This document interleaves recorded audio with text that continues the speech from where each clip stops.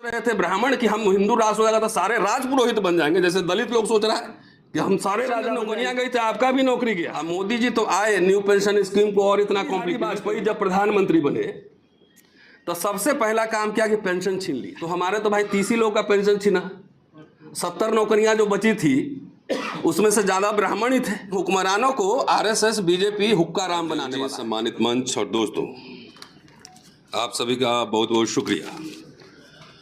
और जो कार्यक्रम के आयोजक हैं उनका विशेष आभार, क्योंकि अच्छे दिन इन्होंने कार्यक्रम रखा है।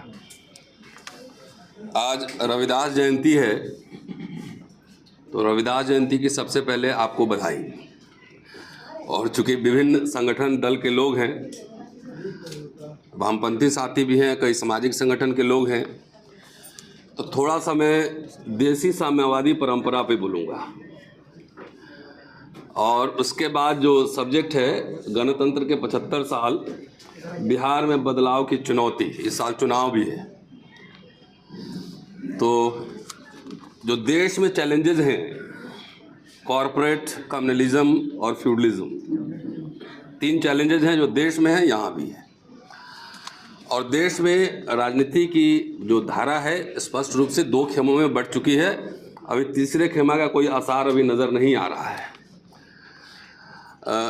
तो इंडियन रिपब्लिक 75 साल में और हिंदू राष्ट्र, constitution versus Manusmriti and Indian Republic versus Hindu राष्ट्र, इसमें किसको क्या मिला, इस पे थोड़ी चर्चा करूंगा। और विशेष रूप से चूंकि हिंदू राष्ट्र का जो ख्वाब देख रहे हैं उसी तरीके से मैं बहुत गंभीरता से सोच रहा था। मैं खास तौर से बोलूंगा सवर्ण और विशेष रूप से ब्राह्मण को इंडियन रिपब्लिक से क्या मिला और हिंदू राष्ट्र में क्या मिलने वाला है। क्योंकि दलित समाज को ज़्यादा मैं एड्रेस करता हूँ तो उनको लगता है कि पीएम बनने से मैं रोक रहा हूँ, तो शिक्षा रोजगार के सवाल सब गायब हो रहे हैं। नशा में बहुत ज़्यादा है कि सीधे पार्लियामेंट पर जाके कब्जा करके एकदम झंडा वहाँ पे लगा देंगे, ब्लू झंडा, और सरकार बन जाएगी। और सरकार जब बनेगी तब हम सब कुछ ठीक कर लेंगे, ओवरनाइट, है ना, ओवरनाइट। जैसे केमिस्ट्री का लैब है। सरकार बनाने के लिए 272 MP चाहिए, मेंबर ऑफ पार्लियामेंट। और अभी जो हालात है, बीजेपी और कांग्रेस जैसी पार्टियां भी जो है वो अकेले लड़ने का जो है हिम्मत नहीं कर सकती है। तो हमारे जो दलित भाई लोग हैं, बड़े बड़े नेता लोग हैं, अनरियलिस्टिक ड्रीम्स देखते हैं। तो अनरियलिस्टिक ड्रीम्स को हटाने की कोशिश करता हूं। कोई आंदोलन, दलित पार्टियों का आंदोलन जो अस्मिता की राजनीति करते हैं, शिक्षा रोजगार के सवाल पर एक भी आंदोलन 40 साल में मुझे बताइए। उससे बड़ा काम तो हम लोग, दीपांकर जी आपने चिट्ठी दिया था, 5 लक्ष्मण बैठा हुआ है, नवीन भी है, कम से कम हम लोगों ने वो लड़ाई लड़ दी कि रोस्टर का आंदोलन 200 पॉइंट वापस ला दिया, लाखों हजारों बच्चे प्रोफेसर बनेंगे। कम से कम हम लोगों ने ये तो कर दिया। लेकिन जो दलित वोट का जो सारथी बने हैं, जो ठेका लिए हुए हैं, उनसे एक आंदोलन, एक मूवमेंट एजुकेशन पर, शिक्षा पर, स्वास्थ्य पर, निजीकरण पर एक भी आंदोलन मुझे बता दीजिए तो उस दिन से हम सार्वजनिक जीवन से इस्तीफा ले लेंगे। हिंदू राष्ट्र के कुछ दलित प्रत्यक्ष पालकी ढोने वाले हैं और कुछ अप्रत्यक्ष पालकी ढोने वाले हैं। तो बहुत समझाने की कोशिश की कि हिंदू राष्ट्र में जो थोड़ा सा अभी 75 साल में पेट वेट निकला है, थोड़ा सा चर्बी उर्बी आ गया है, बीपी शुगर भी बढ़ गया है, तो हिंदू राष्ट्र में ठेल ठाल के फिर प्रकृति के पास भेजने की तैयारी है। मजदूरी करो, सब बीमारी ठीक हो जाएगी। ज़्यादा नहीं समझा, वो नौकरी चाहिए ही नहीं, शिक्षा का आंदोलन ही नहीं चाहिए। सबको MP MLA मिनिस्टर बनना है। 242 ही सीट है ना, कितना, 43। और दलित लोग का कितना है, 40 के आसपास होगा, 40 ही बनोगे ना। अब मंत्रालय चलाने का एक्सपर्टीज भी चाहिए ना, कि बिना एक्सपर्टीज के, बिना अंग्रेजी जाने, बगैर पढ़े, लाल पीला बत्ती का ख्वाब जो रात में देखते हैं ना, रात में एकदम नशा रहता है, तो नशा तुरंत उतरने वाला है। दलित मिडिल क्लास खत्म, पॉलिटिक्स खत्म। लेकिन आज उस पर नहीं बोलूँगा, आज बोलूँगा ब्राह्मण पे, कि ब्राह्मण को इंडियन रिपब्लिक में क्या मिला और हिंदू राष्ट्र में क्या मिलने वाला है। और बहुत मैं सोच समझ कर आया हूँ इस पर, कि शायद ये लोग समझ जाएंगे तो समाज के अगुआ वर्ग कहे जाते हैं, कुछ माहौल फिजा बदलेगी। लेकिन पहला देसी कम्युनिस्ट परंपरा पर, और मुझे लगता है कि ये ईडीएम जो है हम लोग को इस्तेमाल करना चाहिए, सार्वजनिक जीवन में भी, राजनीति में भी। डॉक्टर अंबेडकर का एक इम्पॉर्टेंट भाषण है काठमांडू में, बुद्धा या कार्ल मार्क्स, और उस भाषण को बार बार पढ़ा जाना चाहिए। बोल रहे हैं कि दोनों तो एक ही है। एक जो बुद्ध संघ में जो सिस्टम है, कम्युनिज्म में भी वही सिस्टम है। रविदास जी की जयंती है, रविदास जी कह रहे हैं बेगमपुरा जहां कोई गम न हो,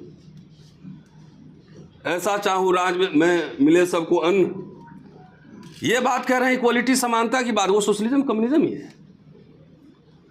रविदास जी बैठे हुए हैं, हम अपने लोगों को जाके अगर रविदास जी के शब्दों में समझाएं तो उसको जल्दी पकड़ेगा, समझेगा वो बात। कबीर का प्रेम नगर क्या है? नानक जो एक बात कह रहे हैं कि कीरत करो, नाम जपो, वंड छको, ईमानदारी से कमाओ, भगवान को याद करो और दूसरों के साथ साझा करो, डिस्ट्रीब्यूट करो। एक्युमुलेशन ऑफ वेल्थ नहीं। तो बेगमपुरा है जहां कोई गम ना हो, कबीर का प्रेम नगर है, तुकाराम के लिए पंढरपुर है, और अंबेडकर का न्याय नगर है।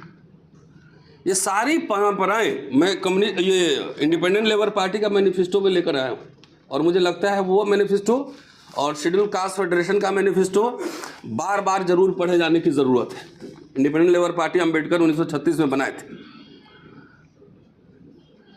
तो वो खास तौर से हम लोग इस आइडियाज़ को, जिनको पीएम सीएम बनना है उनको बनने दीजिए, लेकिन हमें तो लाखों बच्चों की नौकरियों का सवाल है। हमारे एजेंडा पे ये है, हमारे एजेंडा पर ये है। अब हिंदू राष्ट्र बनेगा, दो सारथी तो बिहार में ही हैं, उधर चिराग पासवान है, इधर मांझी जी।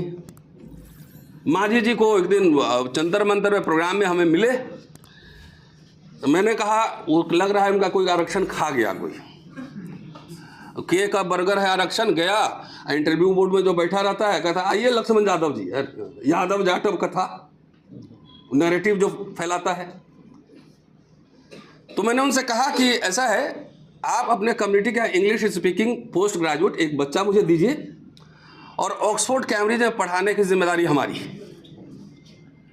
हम क्राउड फंडिंग करेंगे, लोगों से लेंगे और पढ़ाएंगे, तो हुक्मरान बनेंगे, है ना, हुक्मरान। तो इन हुक्मरानों को आरएसएस बीजेपी हुक्का राम बनाने वाला है। 10 साल इंतजार कर लीजिए, 10 साल। और जो अनरियलिस्टिक ड्रीम्स देख रहे हैं उनको ये जरूर सोचना चाहिए। मैं बार बार रिपीटेडली ये कह रहा हूं कि इंडियन रिपब्लिक, देखिए अंबेडकर नेहरू में जो भी मतभेद रहे हों, लेकिन दोनों में एक बात कॉमन था। कॉमन ये था कि ये मॉडर्न इंडियन रिपब्लिक स्टेट बनेगा। डॉक्टर अंबेडकर ने स्टेट एंड माइनॉरिटी में जो कुछ भी लिखा, उनका मिनी संविधान था, वो जवाहरलाल नेहरू को उन्होंने सौंपा। और बाद के दिनों में देखेंगे तो जवाहरलाल नेहरू से लेकर इंदिरा गांधी, राजीव गांधी तक उन प्रोविजंस को किस्तों में लागू किया गया। हमारे दलित भाई कहते हैं कि सारे चमचे थे, जगजीवन राम भी चमचे थे। अरे पिताजी से जाके पूछो कि नौकरी कैसे मिली। पेंशन पे पेट्रोल डल रहा है बाइक में, नौकरी नहीं है, बेटी की शादी नहीं हो रही है। क्या कर रहे हैं, एकदम संसद और विधानसभा में पूरा कब्जा हो जाएगा। 15% वोट भी यूनाइटेड नहीं है। अभी इलेक्शन हुआ है दिल्ली में, हमने देखा 0.58% हुक्मरान बन रहे हैं। तो खैर, दलित मिडिल क्लास का formation modern Indian state, Indian Republic और कॉन्स्टिट्यूशन से हुआ है। और उसकी वजह से इंदिरा गांधी भी मनुवादी थी, दलित भाइयों, जवाहरलाल नेहरू भी मनुवादी थे, तो सीधे मनुस्मृति लागू कर देता ना, संविधान क्यों लागू कर रहा है? बैंक का नेशनलाइजेशन हो गया तो तुम्हारे बैंक चले गए, जमींदारी उन्मूलन हुआ तो तुम्हारी जमींदारी चली गई, प्रीवी पर्स खत्म हुआ तो तुम्हारा राजा रजवाड़ा थे, दलित लोग राजा थे यहाँ पे। ऑल पब्लिक सेक्टर इंटरप्राइजेज बना, उसमें सबको नौकरियां मिली, दलितों को भी नौकरियां मिली। लेकिन नौकरी में इंटरेस्ट नहीं है इन लोगों को, हुक्मरान बनने में इंटरेस्ट है। लाखों नौकरियां मिल सकती, लेकिन एजेंडा पर नहीं है। हिंदू राष्ट्र में क्या हो रहा है देखिए, संविधान तो अभी भी है, तो उसी संविधान से आपको मिला और वो संविधान है उससे छीना जा रहा है। कोई आवाज़ नहीं निकल रही है, कोई आवाज़ नहीं निकल रही है। कोई सीबीआई के डर से घर में बैठा हुआ है, छुपा हुआ है, कोई ईडी के डर से छुपा हुआ है, कोई फेंका हुआ मलाई चाटने के लिए जो है उसके लिए कोई। किसी नेता से पूछो जाके कि भाई फेलोशिप बिहार में बंद है, SC ST का फेलोशिप बंद है, ये दलित नेता लोग कितना यहाँ मूवमेंट किया है। नेशनल लेवल पर जो फेलोशिप था कहाँ है, फ्रीशिप कहाँ है? फ्री में जो गरीब भारत ने फ्री में एजुकेशन दिया, पब्लिक सेक्टर बनाए, नौकरियां दी। अब मोदी जी 5 ट्रिलियन इकोनॉमी है और शिक्षा बर्बाद होता जा रहा है, प्राइवेटाइजेशन हो रहा है। तो चलिए भाई, हमारा समाज, दलित समाज नहीं समझेगा तो कोई बात नहीं। हम लोग तो मजदूरी किए 70 साल पहले, दादा दादी हमारे मजदूरी थे, वहाँ से 1-2 जनरेशन में थोड़ा चेंज आया, तो चलो हम लोग वापस चले जाएंगे। जैसे अनरियलिस्टिक ड्रीम्स दिखाया गया दलितों को कि देश में पूरा आरक्षण देने वाला बनना है, सबको ये करना है, ब्राह्मण विदेश भेज देना है, अनरियलिस्टिक फालतू के बातों में सारा एनर्जी लग गया। एक ब्राह्मण को गांव से बाहर नहीं निकाल सकते हो, देश से बाहर भेजने का तैयारी कर, सोचिए जरा। तो सब एकदम रात में नींद में सपना देखता है ये लोग कि चले जाएंगे ब्राह्मण तो सारे मठ मंदिर पे हमारा कब्जा होगा, एकदम पलंग पे, सोना के पलंग पे सोए हुए सपना देखता है। और RSS इलेक्शन के समय बोलता है कि मियाँ जी को भगा देंगे तो सारी जमींदारी नवाब जी की हवेली तुम्हारी होगी। तो दोनों तरफ से सपने देखना है, पूरा मजे लो, सपने देखो, खाली सपना ही देखो। और सुबह उठोगे तो खुरपी लेके खेत में जाना पड़ेगा काम करने, स्कूल कॉलेज नहीं। चलिए बहरहाल हमारा जो होगा होगा। अब आइए भाई, गरीब भारत ने नौकरियां दी, सबसे ज्यादा नौकरी कौन कर रहे थे?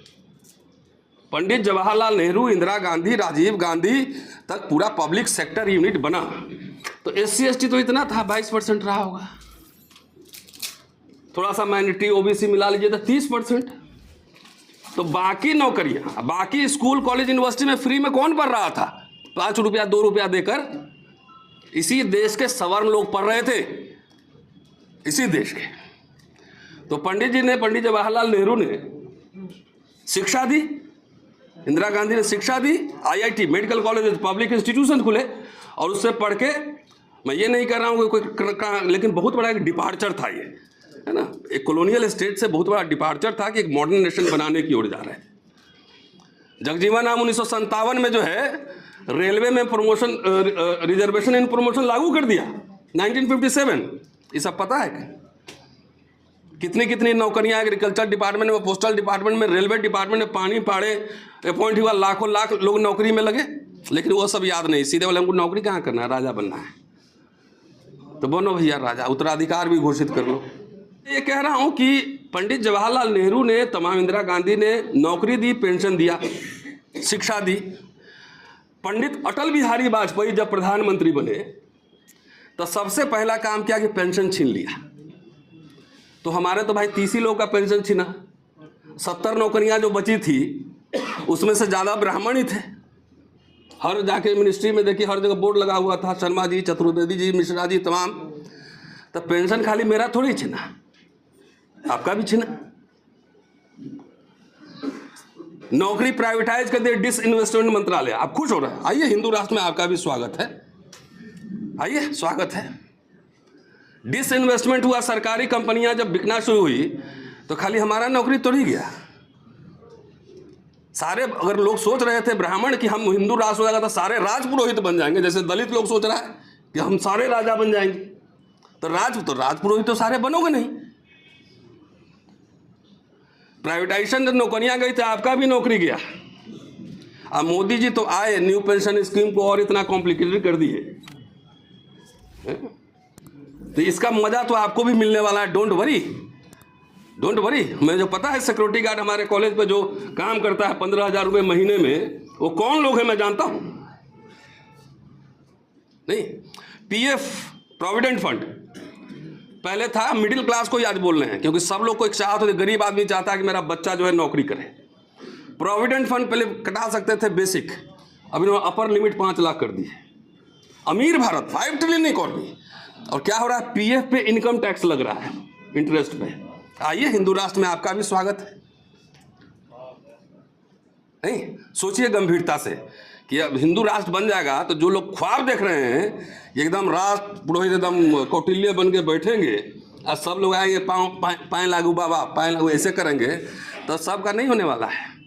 अल्टीमेटली कॉर्पोरेट में जाके सबको 5 लाख तनख्वाह नहीं मिलेगी, 20,000 पे आपके बच्चों को भी नौकरी करना है, याद रखिएगा। दिल्ली यूनिवर्सिटी में लक्ष्मण साहब पढ़ाते थे, कितना तनख्वाह मिलता था डॉक में? पूरा सैलरी मिलता था ना, 1 लाख से ऊपर था। एक गरीब भारत में 1 लाख, गरीब भारत में हम पढ़े हैं पढ़ाए हैं, अमीर भारत भी देख रहे हैं। अब मोदी जी आए बोले कि अच्छा ऐसा है, एडहॉक सिस्टम खत्म करो, गेस्ट लाओ। तो पहले 1 लाख से ज़्यादा मिलता था, सर्विस भी काउंट होता था, छुट्टी भी मिलती थी। अब 30,000 40,000 पर खाली दलित पिछड़े नहीं काम कर रहे हैं, पंडित जी भी काम कर रहे हैं। आइए हिंदू राष्ट्र में आपका भी स्वागत है? मजा आ रहा है ना? अरे मेरा दोनों आंख फूटेगा, तुम्हारा भी एक फूटेगा, ऐसा नहीं है कि नहीं फूटेगा। नहीं, हिंदू राष्ट्र में स्वागत है। अभी 3 दिन पहले एक चिट्ठी आया है कि पीएचडी करते हैं उसका इंक्रीमेंट वापस लेगी सरकार। आइए ना, स्वागत है हिंदू राष्ट्र में। तो पीएचडी सबसे ज़्यादा कौन किया है? कौन है नौकरी में? इस देश के जो लोग हिंदू राष्ट्र बनाने के पक्षधर हैं, जरा शाम में घर जाना तो देखना कि बच्चे का करियर का क्या हो रहा है, एजुकेशन का क्या हो रहा है। जरा एक बार सोच लेना। सब लोग कौटिल्य चाणक्य नहीं बनोगे राजपुरोहित, खेत में मजदूरी करना पड़ेगा सबको। अभी सिक्योरिटी गार्ड में भी काम कर रहे हैं, सुलभ इंटरनेशनल में पैसा वसूल रहे हैं बहुत लोग, 5 रुपया 2 रुपया वसूल रहे हैं कि नहीं वसूल रहे हैं? आइए ना, हिंदू राष्ट्र में स्वागत है, आपका भी स्वागत है। पहले तो भाई बोलते थे चौक चौराहा पे पंडित जी पाएँ लागू बाबा प्रणाम, समाज के अगुआ माने जाते थे, इंटेलेक्चुअल लीडरशिप दे रहे थे, इंटेलेक्चुअल लीडरशिप दे रहे थे। अब देखिए बहराइच में जाके झंडा फहरा रहा था, गोली खा गया। भाई बहराइच में देखा ना आपने, मुस्लिम के घर पे झंडा लेके जा रहा था, कोई मिश्रा लड़का था झंडा फहराने, तो अतताई आतंकी बना रहा है। ब्राह्मण समाज सोचे कि हिंदू राष्ट्र में आपके बच्चे क्या करेंगे, वो किस कंडीशन में रहेंगे, ये भी सोचिए। कहते हैं ना कि शहर में जब बम गिरता है ना, तो न मंदिर देखता है न मस्जिद देखता है, न दलित देखेगा न ब्राह्मण देखेगा। तो जो आप कल्पना लोक में जी रहे हैं, कल्पना लोक में, आरएसएस चाहता है ना कि जातियां जो डिसलोकेट हुई है पिछले 70 साल में पब्लिक सेक्टर यूनिट से, पब्लिक सेक्टर यूनिट से जो डिसलोकेट हुई ना, अब दलित अपार्टमेंट में रह रहा है, तो क्या चाह रहा है कि उसको फिर ओरिजिनल जगह पे पहुंचा दिया जाए। ठीक, मैं बार बार रिपीटेडली कह रहा हूं, खासतौर से मैं दलितों को कह रहा हूं कि इस सवाल पर अपने नेताओं से पूछ लो कि जिस सरकारी स्कूल में हम पढ़ के हिंदू कॉलेज में प्रोफेसर हैं, क्या उस सरकारी स्कूल में पढ़ के आपका बेटा आईआईटी मेडिकल कर सकता है, यूनिवर्सिटी में पढ़ा सकता है? जो हालत है अभी, जाके पूछो अपने घर पर। बाद में राजा बन लेना, बाद में राजा बन लेना। डॉक्टर अंबेडकर का नाम लेते हो, शर्म करो। 1951 schedule caste manifesto point number 53 54 जाकर पढ़िए। सीधा कहा है कि आरएसएस और हिंदू महासभा जैसे संगठनों से हमारा कोई समझौता नहीं होगा, प्रतिक्रियावादी संगठनों से। बाबा साहब का नाम लेते हो, शर्म करो। जब आरएस गोलवलकर और सावरकर एक तरफ खड़ा हो, तो उस समय गांधी अंबेडकर दूसरे तरफ खड़ा होंगे। इनको शत्रु ही नहीं पता है कौन शत्रु है। सब, ये भी कांग्रेस भी बदमाश है, ये भी बदमाश है, वामपंथी भी। क्या बोलते थे हम, एक दिन नागपुर में बोले थे जाके, और एबी वर्धन हॉल में बोले। ये कितनी ब्यूटी है कि कांची राम जी पे मैं बोल रहा हूँ और एबी वर्धन हॉल में बोल रहा हूँ। वामपंथी भी हरे घास में हरे साफ हो गए। तो दलित पॉलिटिक्स गया कहाँ आखिर? वो सेकुलर फोर्सेस के साथ रहा। अगर दलित पॉलिटिक्स सेकुलर फोर्सेस के साथ नहीं है, कॉन्स्टिट्यूशन के साथ नहीं है, इंडियन रिपब्लिक के साथ नहीं है, तो सबसे पहले वो अपना कब्र खुद ही खोद रहा है, अपना कब्र। अरे मियाँ जी क्या होगा है? वो तो बेचारा एक पैरेलल बिजनेस है, टायर का दुकान पंचर खोल लेगा, अंडा खोल लेगा, शाही ढाबा भी चल रहा है। करीब में सब लोग हिंदू ज़्यादा खाना खाने जाता है, अल जवाहिर और ढाबे में। उनका एक इंडस्ट्री है, बिजनेस है। तुम अपना सोचो क्या होगा तुम्हारा। और मुझे दिख रहा है हमारे समय तक 3-3 नौकरियां मुझे मिली हैं। मुझे पहले आप पूछिए, यहाँ जो लोग बैठे होंगे, हमारे ओम प्रकाश जी भी बैठे होंगे उधर, कि एक आदमी को ऑप्शन होता था कि ये नौकरी करे कि ये नौकरी करे। 4-4 नौकरियां मिल रही थी। अपने बच्चों से जाके पूछो, ये पिटा रहा है, पुलिस डंडा भी मार रही है, नौकरियां कहाँ है? वे तो कम से कम ये भी शत्रु, ये भी शत्रु, ये भी शत्रु। तो भाई दलित भाइयों, खाली शत्रु मत तलाशो, कुछ वर्ग मित्र भी तलाशो। नहीं तो अकेले हजारों साल से कुटाई लग रही थी, थोड़ा मरहम लगाने की कोशिश की गई, थोड़ा सिंपैथी भी होता था, सिंपैथी भी होता था कि भाई हजारों साल से उत्पीड़ित हैं, तो चलिए थोड़ा मदद करें। सब लोग थोड़ी थे, सब लोग मनुवादी ही थे। क्या जवाहरलाल नेहरू, अंबेडकर के एक साथ पुतले आरएसएस वालों ने फूका कि नहीं फूका हिंदू कोड बिल के सवाल पर? तो सब वामपंथी भी शत्रु हो गए, कांग्रेस भी शत्रु हो गया। तो आपका मित्र अगर आरएसएस है तो सीधा बोलो कि हम आरएसएस के पेरोल पर हैं, हम बीजेपी के पेरोल, सीधा बोलो ना। निर्लजता से लोग चुनाव लड़ रहे हैं ना उस पार्टी से, और मंत्री भी बन रहे हैं ना। जब इतने हक हकूक मारे जा रहे हैं, हम तो मांझी जी को भी बोले थे कि ये काम करिए ना, 100 बच्चों का इंग्लिश मीडियम स्कूल खुलवाइए गया में। ये समाज का नेता जो उनको वोट देता है, जाके उनका पकड़े गिरेबान, ये खोलो हमारे बच्चों के लिए इंग्लिश स्कूल। और जब तक अंग्रेजी नहीं पढ़ोगे कुछ नहीं होगा, ये भी तय है। अंग्रेजी एजुकेशन के बगैर नहीं होगा कुछ। कोई एजेंडा पर है। तो नटशेल में यही कह रहा हूं कि जो लोग, जैसे हमारे दलित भाई लोग जैसे अनरियलिस्टिक ख्वाब देखना शुरू किया, वैसे उनके अधिकार जाने शुरू हो गए। ठीक है जी, प्राइवेटाइजेशन, नौकरी वोकरी सब जाना शुरू हुआ। उसी तरह जो लोग हिंदू राष्ट्र राज पुरोहित बनने का ख्वाब देख रहे हैं ना, जाके देखिए एयरपोर्ट में 35,000 मिलता है, टाई पहन के हेलो गुड मॉर्निंग सर, मैं आई हेल्प यू सर करता है, वो भी, वो सब दलित पिछड़े नहीं, आपके बच्चे भी हैं। टाटा जब सरकारी था तो 1 लाख मिल रहा था, अब प्राइवेट हो गया था, जरा पे स्लिप देखना कितने का है। तो हिंदू राष्ट्र में आप सभी का स्वागत है, जो होगा देखा जाएगा। लेकिन आप जाके गंभीरता से आप सोचो, जो मैं कह रहा हूं, सब लोग सवर्ण में अमीर नहीं है कि सब लोग ऑक्सफोर्ड कैम्ब्रिज पढ़ा लेगा, अब महंगी शिक्षा अफोर्ड करेगा, नहीं है ना। IIT और JNU में पढ़ के अल्टीमेटली सरकारी नौकरी कर रहे थे ना, IAS बन रहे थे, प्रोफेसर बन रहे थे, डॉक्टर इंजीनियर बन रहे थे। तो सरकारी नौकरियां नहीं रही तो क्या करोगे भैया? अडानी अंबानी के जहाँ के वहाँ 12 घंटे, सब लोग को 5 लाख तनख्वाह नहीं देगा, एक को देगा, बाकी 35,000 पर। 24 आवर सर्विस, घर में भी कंप्यूटर, वर्क फ्रॉम होम करो।